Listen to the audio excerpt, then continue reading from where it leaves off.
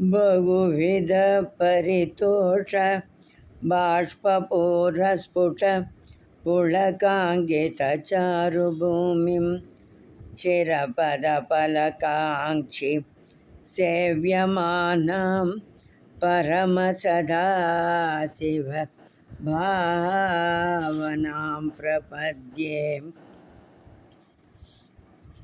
अमितमुदमृतं मुहुर्दुहन्तीं विमलभवत्पदकोटमावसन्तीं सदय पशुपते सुपुण्यपाकां मम परिपालय भक्तिधेनुमेकाम्। अरहसि रहसि स्वतन्त्रबुद्धया वरिवसितुं सुलभप्रसन्नमूर्तिः अगणितफलदायक प्रभुर्मे जगदधिको हृदि राजशेखरोऽस्ति।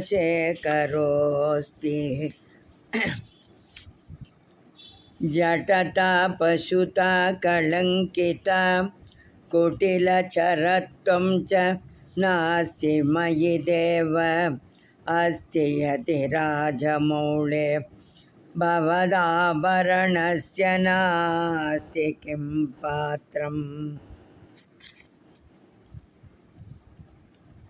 आरूढभक्तिगुण कुञ्चितभावचाप युक्तैः शिवस्मरण बाणगणैरमोघैः निर्जित्य किल्बिषरिपुन् विजयी सुतेन्द्रः सानन्दम् आवहति सुस्थिरराजलक्ष्मीम्। ध्यानाञ्जनेन समवेक्ष्य तमप्रदेशं भित्त्वा महाबलिभिः ईश्वरनाममन्त्रैः दिव्याश्रितं भुजगभूषणम् उद्वहन्ति ये पादपद्ममिगते शिवते कृतार्थाः।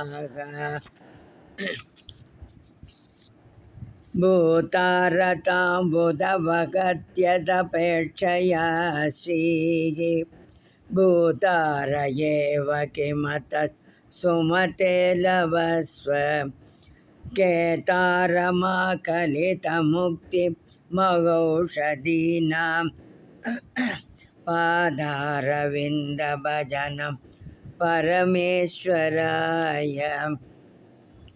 आशापाशक्लेशदुर्वासनादि भेदोद्युक्तैः दिव्यगैः समन्तैः आशाशाटीकस्य पादारविन्दं चेतपेटिं वासितां मे तनोतु।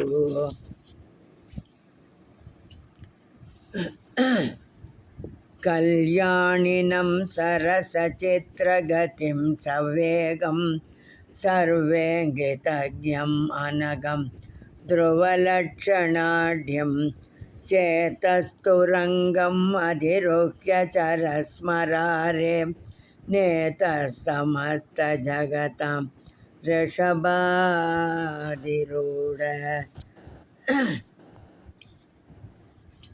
भक्तिमहेशपद पुष्करमावसन्ति कादम्बिनीव कुरुते परितोषवर्षं सम्पूरितो भवति यस्य मनस्तटाकः तज्जन्म सस्यमखिलं सफलं च नान्यत्।